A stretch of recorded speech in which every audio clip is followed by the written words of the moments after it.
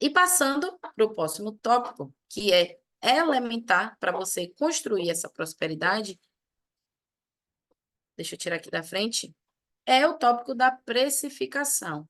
E por que precificação, Jéssica? Como eu falei anteriormente, você precisa cobrar honorários de acordo com a entrega que você vai estar fazendo, e muitas advogadas deixam de conseguir prosperar, não é por ausência de cliente, é porque elas não conseguem ter a precificação correta dos seus produtos e serviços, ou até mesmo nem conseguem cobrar. O bloqueio é tanto, a entrega é tanta, a crença limitante está prejudicando tanto a atuação profissional dessa advogada que ela não consegue nem precificar o serviço que ela presta a contento.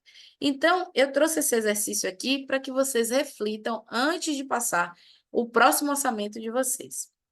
Quanto tempo você levou para aprender essa solução que você vai entregar? Então, por exemplo, se você, em meu caso, lá no escritório, que assumo a cadeira empresarial, um dos produtos que a gente tem no nosso portfólio é holding empresarial. Então, nesse momento, o que é que a gente para e reflete? Quanto tempo eu levei para aprender a executar essa atividade?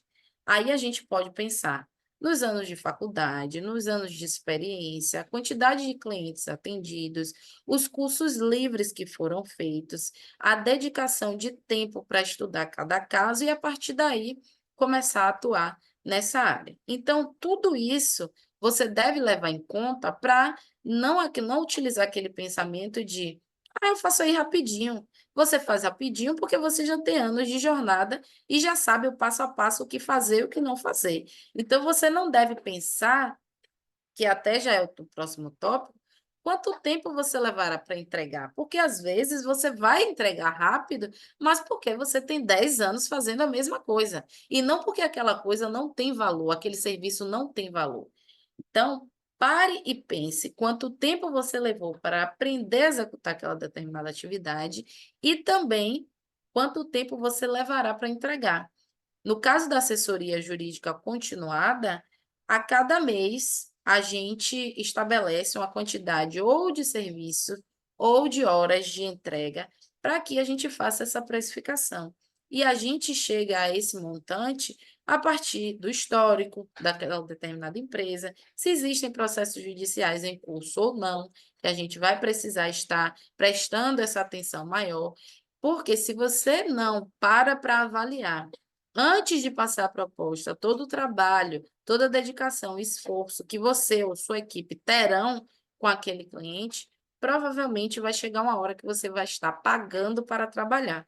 E ao final de cada mês, você conseguindo ou não um novo cliente, seus colaboradores vão precisar ser pagos, as contas mensais que ajudam você a manter a sua atividade profissional, ainda que seja home office, vão continuar chegando. Então, você sempre precisa precificar corretamente os serviços que você oferta. Além disso, qual é o valor da facilidade, da prevenção ou da segurança que você vai trazer para aquele seu cliente?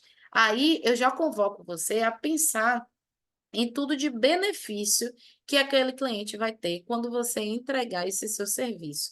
Porque o que a gente precisa ter em mente é que, por mais que pareça e é uma vontade, uma visão assim, meio que avassaladora, que nos toma de tal forma no início da profissão, que parece que quem está precisando de quem é a gente do cliente, enquanto na verdade é o cliente que está precisando da gente. É ele que está com um problema que é só dele, por um erro que ele cometeu, por uma facilidade que ele deseja, que ele espera que tenha, por algo de transformação que ele vai ter na vida e a gente é instrumento. Tudo que você for precificar, pense quais são os benefícios que aquela pessoa vai ter, aquela empresa vai ter, caso contrate os seus serviços. Porque a partir daí você consegue ter essa dimensão da quantidade de valor que você vai estar entregando para aquele seu cliente. Não pare somente no tempo de entrega, porque, como eu falei, o tempo decorre da sua experiência, da sua dedicação, do tempo de estudo e de exercício profissional que você tem. Você entregar rápido não quer dizer que aquilo não tenha um alto valor, um alto custo para aquele seu cliente. Ultrapassada essas etapas da precificação, aí a gente chega na questão da diversificação. E por que diversificação? Se você lembrar, quando eu comentei sobre o Estatuto da Advocacia, um dos pontos que passa despercebido por muitos advogados é a questão do direcionamento jurídico, porque a consulta e assessoria, de certa forma, a gente trabalha mais ao longo da graduação, então elas são as mais fáceis de serem percebidas. Mas o direcionamento é algo, direcionamento legal de pessoas físicas ou jurídicas, é algo que também o advogado pode monetizar de diversas formas, porque, no fim das contas, cada vez mais as pessoas querem otimizar o próprio tempo. Então, se você consegue apresentar soluções, direções que ele consiga consumir de forma imediata e evitar que ele tenha algum problema ou até facilitar um retorno financeiro, essa pessoa está muito inclinada ou disposta a contratar essa sua solução. A grande questão é que às vezes você nem oferta, você não enxerga aquilo como uma fonte de receita, então ou você não oferta, ou até mesmo entrega gratuitamente algo que poderia ser um direcionamento pago para o seu potencial cliente. E aí, nessa seara da diversificação, o que é que eu trago de insights para vocês adotarem aí na advocacia de vocês? Primeiro, a questão da direção jurídica, porque se você vai prestar esclarecimentos, você vai evitar que ele cometa algum erro, que ele sofra algum prejuízo, tudo isso você leva em conta essas facilidades, essas benesses, e a partir daí traz isso como um produto ou serviço dentro do seu portfólio. E aí que eu te pergunto, o que que você poderia ensinar hoje? Pare e pense um minutinho dentro da sua jornada. O que que você poderia ensinar a alguém, mesmo que não seja um outro advogado, para você estar lecionando e a partir dali ele executar, mas o que é que você poderia trazer de benefício e aprendizado para esse seu cliente? Evitar novos incidentes, ou até mesmo para que ele saiba como conduzir uma alteração legislativa, uma alteração procedimental. O que é que você poderia estar repassando de conhecimento para esse seu cliente, ou até mesmo para advogados que não têm a expertise que você tem? A partir desse momento que você consegue imaginar o que é que você poderia estar ensinando, as pessoas que você pretende comercializar isso, elas precisam dessa solução? Porque tem coisa que a gente gostaria de estar ensinando, que para a gente é fantástico, maravilhoso, mas quando chega no mercado, ninguém quer aprender. É muito mais uma paixão nossa do que algo de interesse das pessoas. E os produtos e serviços, eles são feitos para outras pessoas, físicas e jurídicas. Não é a gente que vai estar consumindo os nossos produtos e serviços. Claro que tem que ser algo que faça sentido para a gente estar executando, porque senão vai chegar um momento que a gente vai desistir. Mas levando em conta que faz sentido para você estar trabalhando com aquilo, as pessoas gostariam de ter acesso a isso, elas precisam disso, e ainda melhor, elas pagariam por isso ou elas não estão dispostas a pagar? Não é um problema que incomode, não é algo que elas queiram mexer ou estejam dispostas a investir. Então, fica mais essas questões aí para vocês responderem também. E o último ponto é: como você pode criar um ecossistema a partir desse primeiro produto e serviço para que a pessoa tenha uma sequência de consumo com você?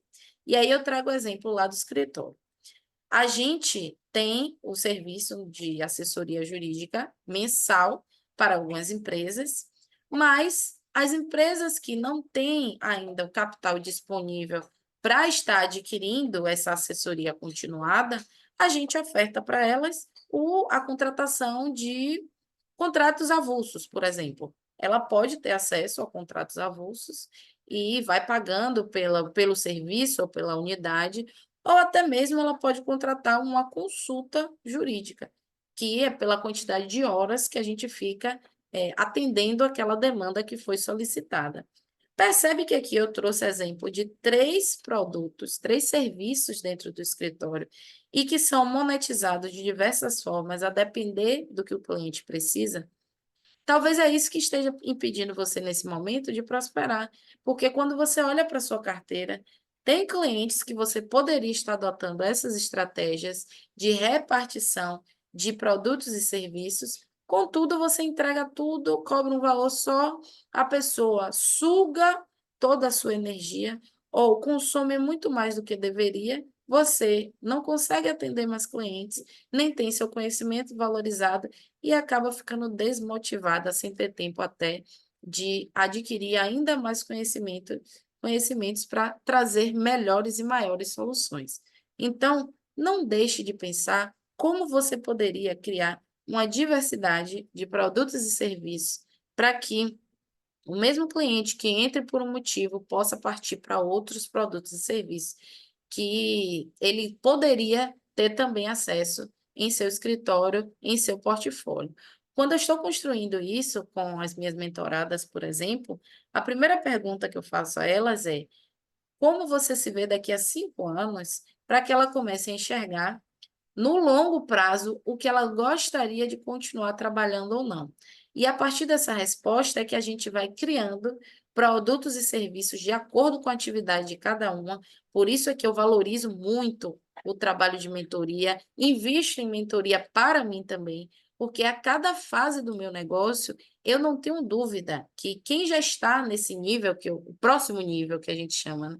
Quem já está no próximo nível tem uma clareza sobre os passos que eu devo executar e, a partir daí, como eu vou aumentar meu faturamento, que se eu não investisse em mentoria, talvez eu levasse anos da minha vida para conseguir avançar.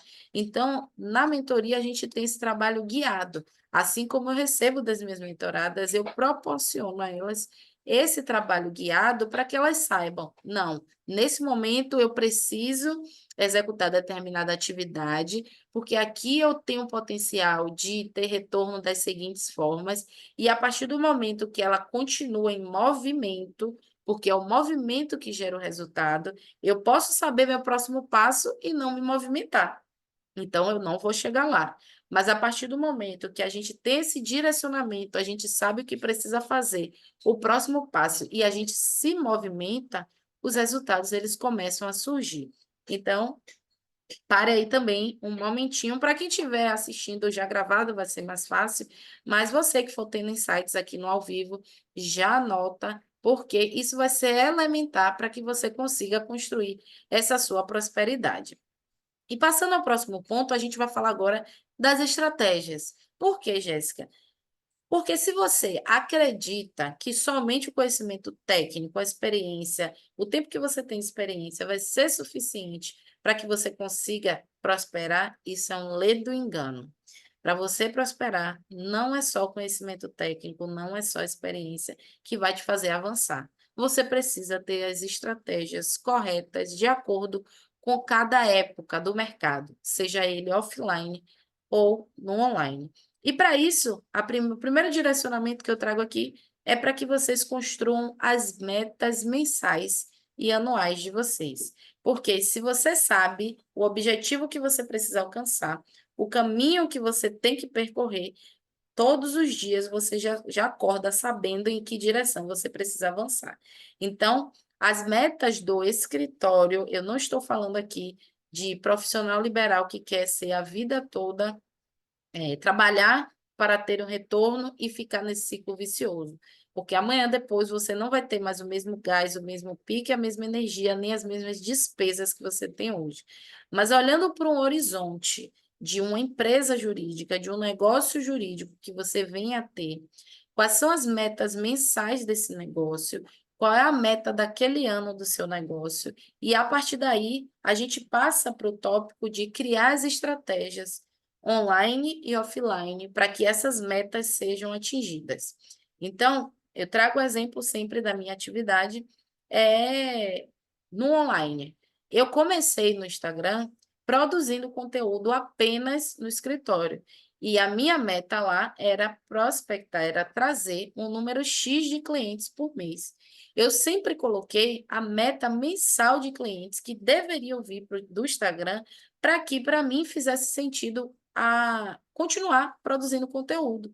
Porque você há de convir que se você não tem resultado, se você não começa a sentir esses resultados no médio prazo, não coloco no curto, mas no médio prazo, é muito provável que você acabe se desestimulando. E aí eu comecei somente no Instagram, depois eu fui para o YouTube e também tinha meta de vídeo com uma frequência menor do que a do Instagram, mas eu também tinha meta, e assim eu fui fazendo a cada rede social que eu ia me posicionando no Instagram do escritório. No segundo momento, quando eu passei a ministrar mentorias, eu também passei a ter as metas do online para tanto de prospecção como de fechamento de mentorias.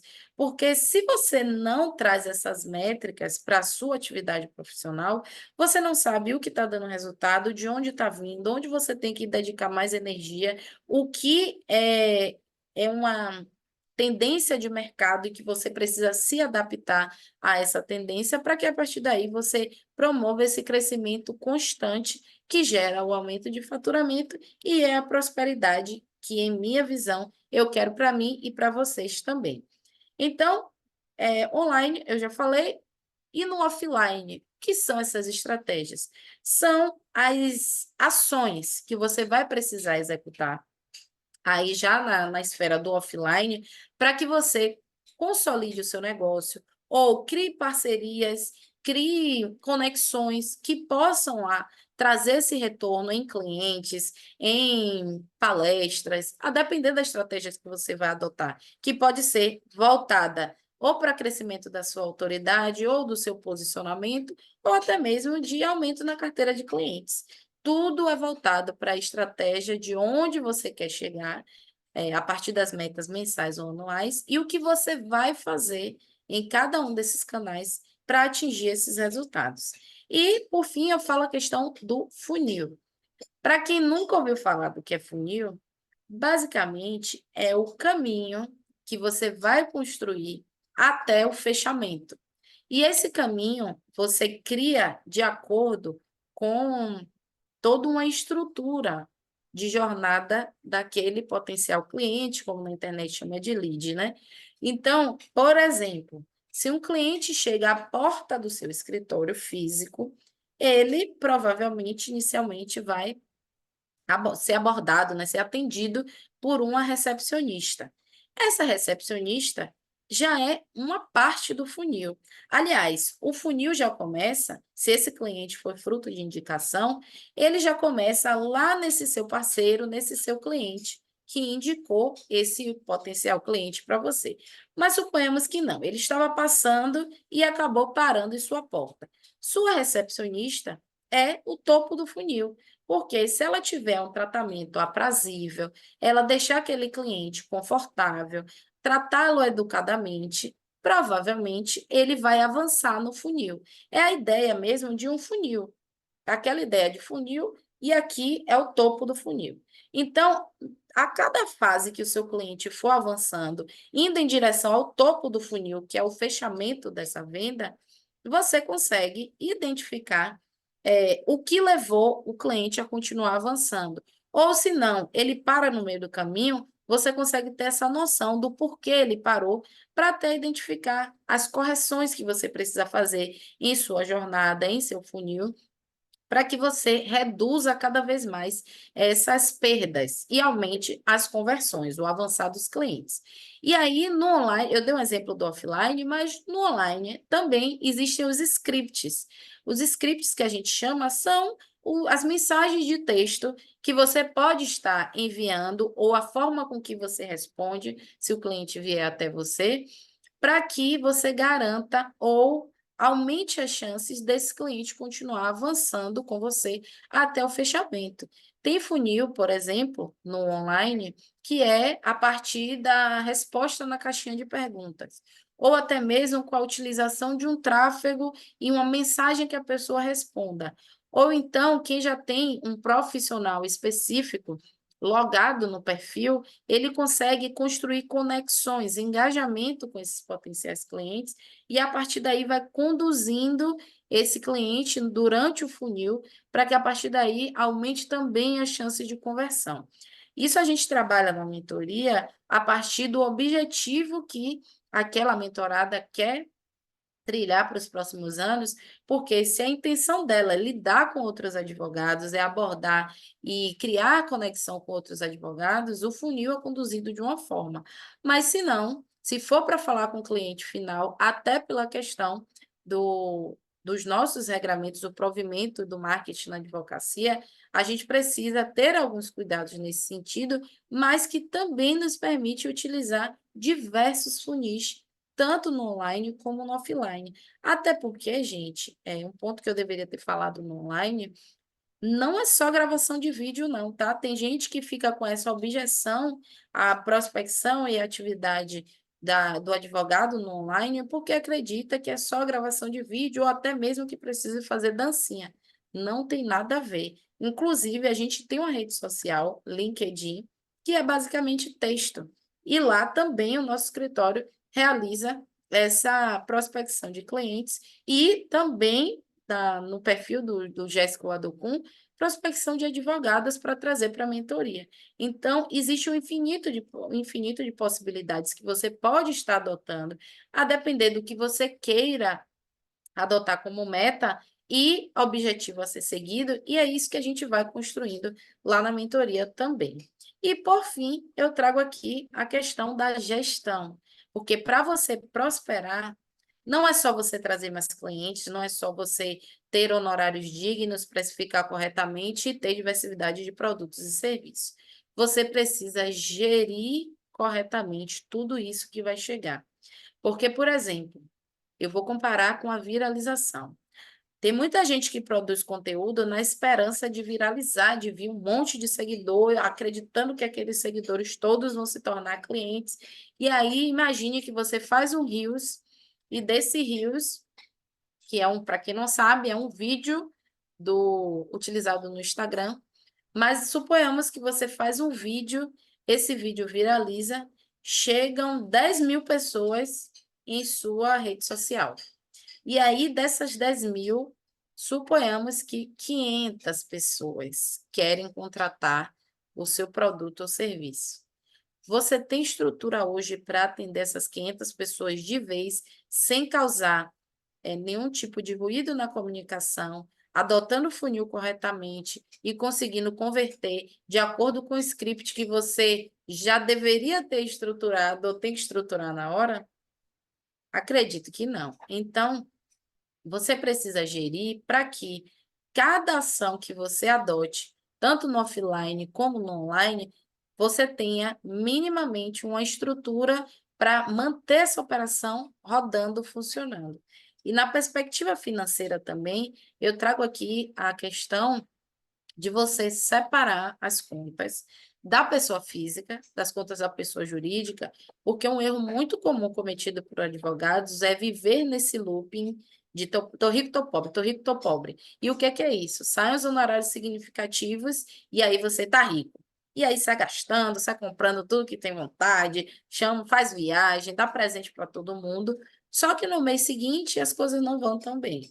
E no subsequente, continua sem dar, tá muito bom. E aí, no terceiro mês, você já está com a corda no pescoço.